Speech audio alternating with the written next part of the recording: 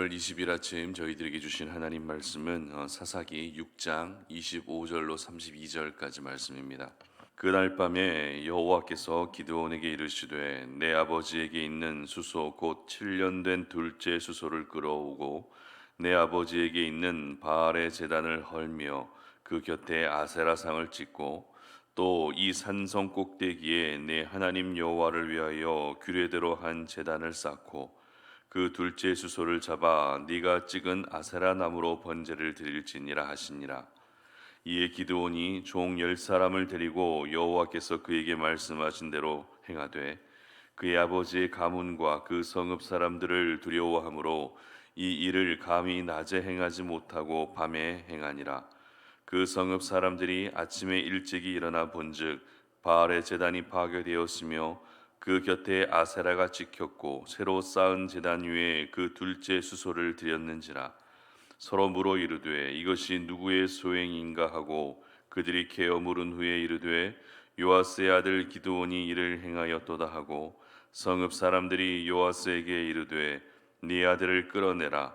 그는 당연히 죽을지니 이는 바알의 제단을 파괴하고 그 곁에 아세라를 찍었음이니라 하니 요아스가 자기를 둘러선 모든 자에게 이르되 너희가 바알을 위하여 다투느냐 너희가 바알을 구원하겠느냐 그를 위하여 다투는 자는 아침까지 죽임을 당하리라.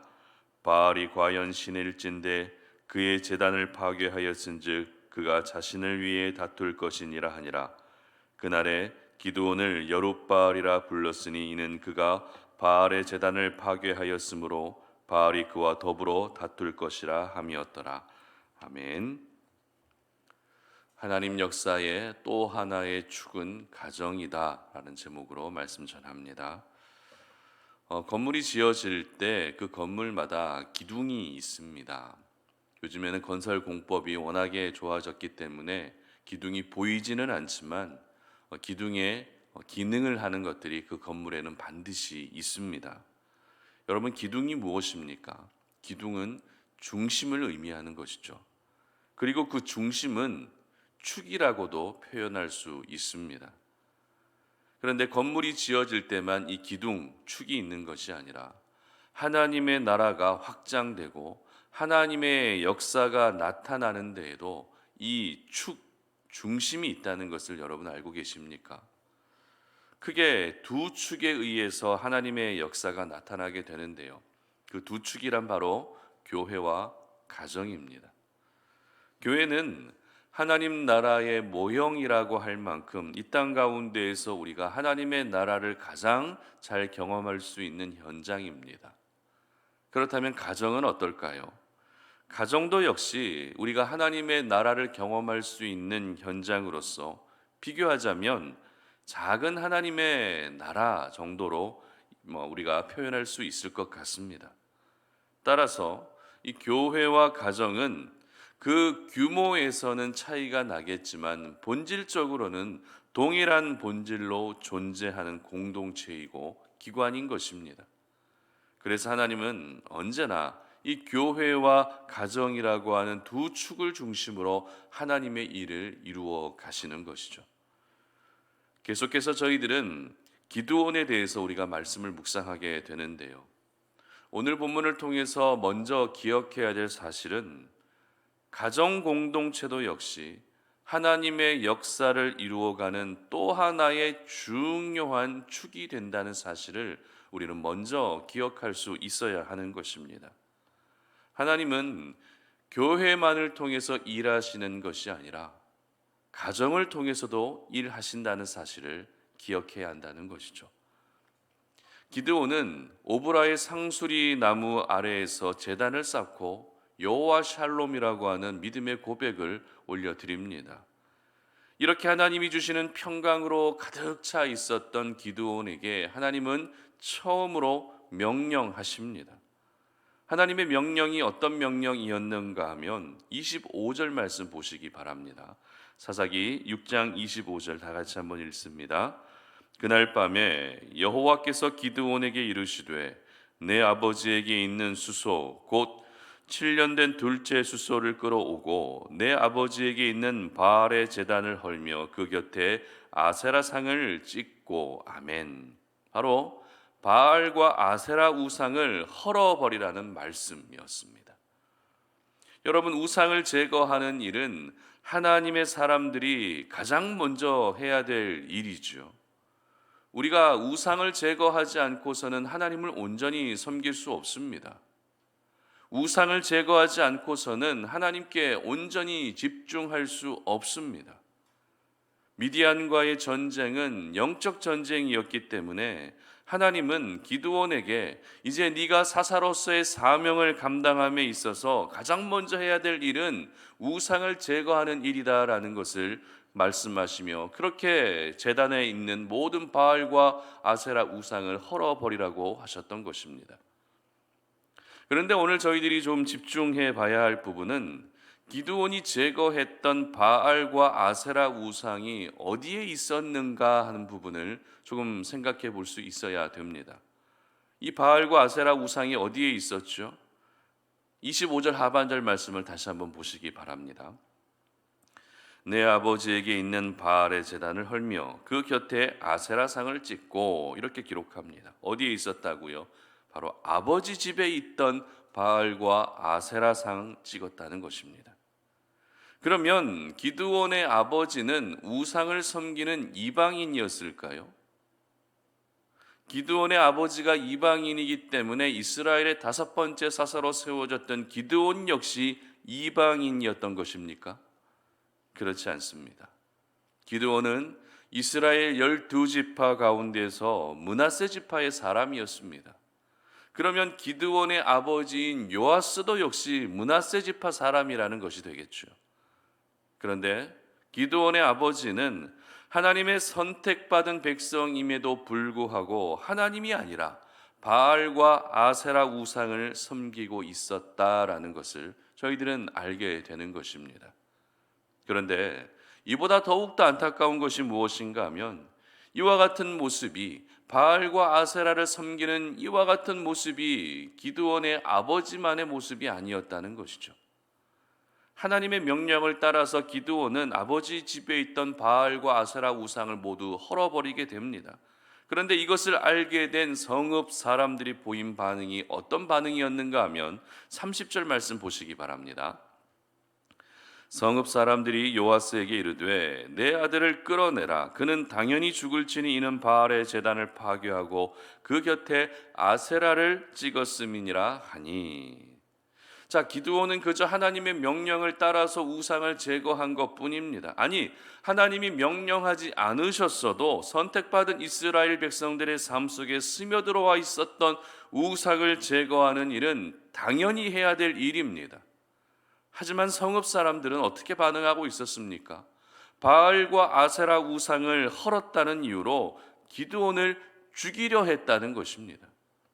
그러면 성읍 사람들은 원래부터 우상을 섬기던 이방인이었던 것입니까? 그렇지 않습니다. 성읍 사람들도 역시 기드온과 동일한 므낫세 지파, 선택받은 이스라엘 백성들이었습니다. 하지만 사사시대를 살아가면서 그들 중심에서 하나님은 점점 사라지기 시작했습니다. 그리고 바알과 아세라 우상을 섬기는 그와 같은 죄악으로 가득 차 있었던 것이 바로 이스라엘 백성들의 모습이었던 것입니다. 그리고 결국 우상을 제거하는 영적 대각성의 일을 행한 기드온을 향해서 오히려 죽이려고 하는 어처구니 없는 일을 행하고 있었던 것이 바로 사사시대 이스라엘 백성들의 모습이었던 것입니다. 여러분, 사사시대의 이스라엘 백성들의 영적 타락의 정도가 얼마나 심각했는지 우리는 이 부분을 통해서 알게 되는 것이죠. 이처럼 우상 숭배의 문화는 이스라엘 곳곳에 스며들어와 있었습니다. 우상을 숭배하는 것이 부끄러운 일이 아니라 오히려 자랑인 것처럼 여겨지고 있었던 시기가 바로 사사시대였던 것입니다. 그리고 우리가 조금 전에 살펴봤던 것처럼 오늘 기드온이 바알과 아세라 우상을 헐었을 때 그 우상이 어디에 있었다고 말씀을 드렸죠? 바로 아버지 집에 있던 우상을 헐었다라는 것입니다. 오늘 이 말씀을 저희들은 반드시 기억해야 됩니다. 그렇다면 왜 하나님은 기드온에게 아버지 집에 있는 우상을 헐으라고 말씀하셨던 것일까요? 당시 이스라엘의 영적인 분위기를 우리가 보게 되면 바알과 아세라 우상은 이스라엘 곳곳에 퍼져 있었을 텐데 왜 기드온의 아버지 집에 있는 바알과 아세라 우상을 헐으라고 말씀하셨던 것일까요? 그 이유는 가정이 깨끗해야 하나님의 역사가 나타나기 때문입니다. 가정이 깨끗해야 하나님의 역사가 시작되기 때문입니다. 그 가정 안에 하나님이 기뻐하지 않는 죄악이 떠나고 그 가정 안에 하나님의 나라가 임할 때 그곳에서 하나님의 강력한 역사가 나타나기 때문입니다. 기드온은 이스라엘을 구원할 사사로 선택받은 사람입니다. 그리고 이제 막 사사로서 사명을 감당해야 되는 첫 시작점이 있었습니다. 그런데 아무리 기드온이 그 사명을 잘 감당한다 할지라도 그 가정이 깨끗하지 않는다면, 그 가정이 하나님이 기뻐하지 않는 것으로 채워져 있다면 그것은 결코 하나님이 기뻐하지 않는 모습이기 때문에 하나님은 아버지 집에 있던 바알과 아세라 우상을 헐으라고 명령하셨던 것입니다. 그래서 기드온의 가정을 먼저 정화시키셨던 것이죠. 기드온의 가정을 먼저 새롭게 하셨던 것입니다. 그 가정이 우상을 버리고 다시 하나님을 경외하는 가정이 되게 하셨던 것입니다. 그렇습니다. 하나님의 역사는 교회만을 통해서 나타나는 것이 결코 아닙니다. 하나님의 역사는 가정을 통해서도 함께 이루어지는 것입니다. 이것을 다르게 표현하면 우리가 교회 안에서만 신실하게 살아가는 모습이 전부가 아니라는 것이죠. 여러분들과 가장 많은 시간을 함께 보내고 함께 호흡하며 살아가고 있는 그 가정 안에서 여러분의 신실한 믿음의 모습이 보여질 수 있어야 하는 것입니다. 그렇기 때문에 아직도 하나님께 돌아오지 않은 여러분의 가정을 위해서, 여러분의 가족 한 사람 한 사람을 위해서 기도하는 일을 절대 포기하시면 안 되는 것이죠. 여러분의 포기하지 않는 기도와 그 가족을 섬기는 그 모습을 통해서 여러분의 가정의 모든 영적 어둠들이 떠나가게 되고 그 가정에 하나님의 나라가 임하게 될 것을 선포하시며 날마다 기도하시는 우리 성도님들 되시기를 바랍니다. 뿐만 아닙니다. 자녀들과 함께 신앙생활하고 계시는 성도님들도 계시는데요, 저 역시 자녀들과 함께 신앙생활을 하고 있는 부모의 입장에서 말씀을 드린다면, 여러분, 자녀들의 신앙 교육이 결정되는 현장이 어디인지 아십니까? 여러분의 자녀들의 믿음이 결정되는 현장, 그곳은 바로 가정입니다. 교회에서 여러분의 자녀들의 믿음이 결판되는 것이 아니라 가정 안에서 여러분의 자녀의 믿음이 결정되는 것입니다. 그렇기 때문에 내 자녀가 교회에 나오고 있다는 것으로만 우리는 만족해서는 안 되는 것이죠. 내 자녀들이 교회에 나오고 있기 때문에 나도 안심해도 되겠구나라고 그렇게 우리는 방심하면 안 된다는 것입니다. 가정 안에서도 부모님들은 자녀들의 신앙 교육을 위해서 힘써야 한다는 것이죠. 자녀들이 신앙적으로 어떤 고민을 하고 있는지 이야기를 들어주시고 그 믿음에 대해서 구체적인 나눔들이 가정 안에서 항상 이루어질 때 여러분의 자녀들이 세상이 두려워하는 믿음의 사람으로 세워질 수 있는 것입니다. 올해부터 제가 주일 설교 말씀을 직접 전하고 있는데요, 매 주일마다 어떤 본문을 정해서 말씀을 전할까라고 하는 그런 고민이 굉장히 깊었습니다. 그러던 중에 하나님이 주셨던 감동이 어떤 감동이었는가 하면 단순해지자라고 하는 그런 감동이었습니다. 그리고 떠올랐던 본문이 어떤 본문이었는가 하면 우리 다음 세대 아이들과 주일날 같은 본문으로 말씀을 전하자라는 것이었습니다. 그러면 부모님들은 그들이 들은 그 말씀을 가지고 아이들에게 물어볼 수 있는 것이죠. 아이들도 역시 주일날 말씀을 들은 내용들을 가지고 부모님에게 물어볼 수 있는 것이죠. 그렇게 되면 자연스럽게 말씀에 대한 나눔이 가정 안에서 이루어질 수 있게 되는 것입니다. 그리고 더 나아가서 소그룹 모임을 통해서도 우리가 같은 말씀을 나누고 매일매일 큐티를 하면서 거룩한 영적 습관을 가지게 함으로써 하나의 말씀으로 하나의 공동체를 이루어 가야 되겠다라고 하는 그와 같은 감동이 있었습니다. 여러분, 하나님께서는 여러분의 가정을 다른 집사님에게 맡기신 것이 절대 아닙니다. 여러분의 가정을 바로 여러분에게 맡기셨다는 사실을 오늘 이 아침에 반드시 기억하시기를 바랍니다.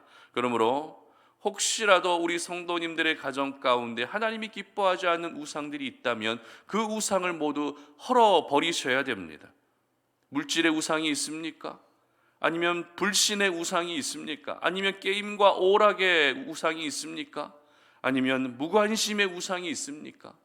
이런 여러 가지 모든 우상들을 모두 제거해 버려야 그 가정에 하나님의 역사가 나타나기 시작하고 여러분의 가정을 통해 하나님이 더 위대한 일들을 이루어 가시는 것입니다.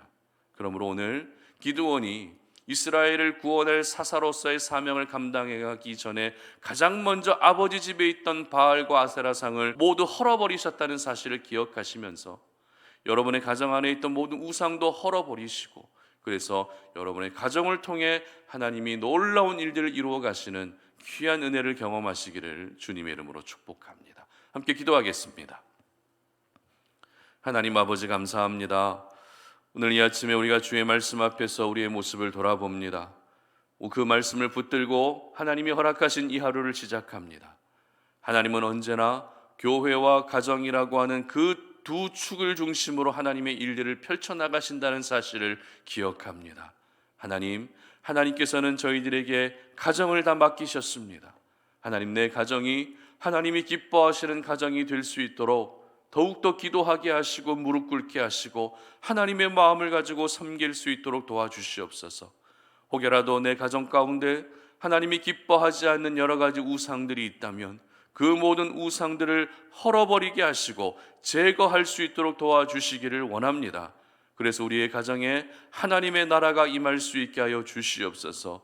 내 가정의 모든 가족들이 예수 믿고 구원받는 은혜를 허락하여 주시옵소서. 우리의 모든 가족들이 신실한 믿음의 사람으로 세워질 수 있도록 은혜 베풀어 주시옵소서. 그래서 내 가정을 통해서 하나님의 나라가 확장되고 내 가정을 통해서 날마다 하나님의 영광이 나타나는 귀한 은혜를 허락하여 주시옵소서. 감사드리며 예수님의 이름으로 기도드립니다. 아멘.